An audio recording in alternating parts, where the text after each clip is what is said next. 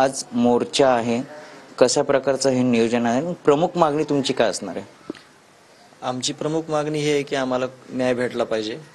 जे हे सराईत आरोपी आहेत, सगळे सराईत गुन्हेगार आहेत, जे हे संघटित गुन्हेगारीचं ह्यांनी जाळं जे फोपवलेलं आहे, ह्या सगळ्यांचा नायनाट करून यांना फाशीची शिक्षा देऊन देशमुख कुटुंबियाला न्याय मिळणं ही आमची मागणी आहे. पण अशी देखील एक मागणी केली होती सीआयडी असेल किंवा एसआयटी की जे तपास करत आहेत ते जे आम्हाला माहिती देत नाही किंवा पुरावे देत नाही, तो तपास कुठपर्यंत आहे? तुम्हाला काही प्रश्नचिन्ह उपस्थित होतं का? कसं पाहता?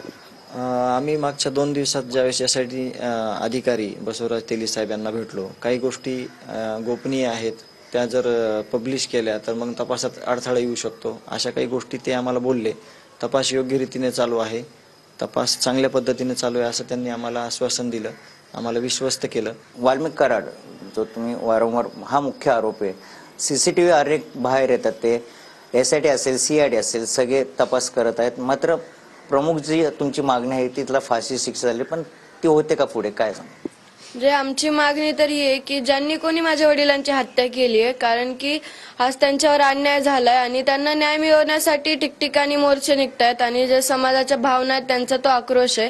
आम्हाला इतकंच वाटतं की ज्यांनी माझ्या वडिलांची हत्या केली त्या प्रत्येकाला आणि त्यांना मदत करणारे जे कोणी असतील त्यांना सुद्धा यामध्ये सहआरोपी करून फाशीची शिक्षा दिलीच पाहिजे. कॅमेरामन आदिल सह मयुरेश जाधव, TV9 मराठी, मुंबई.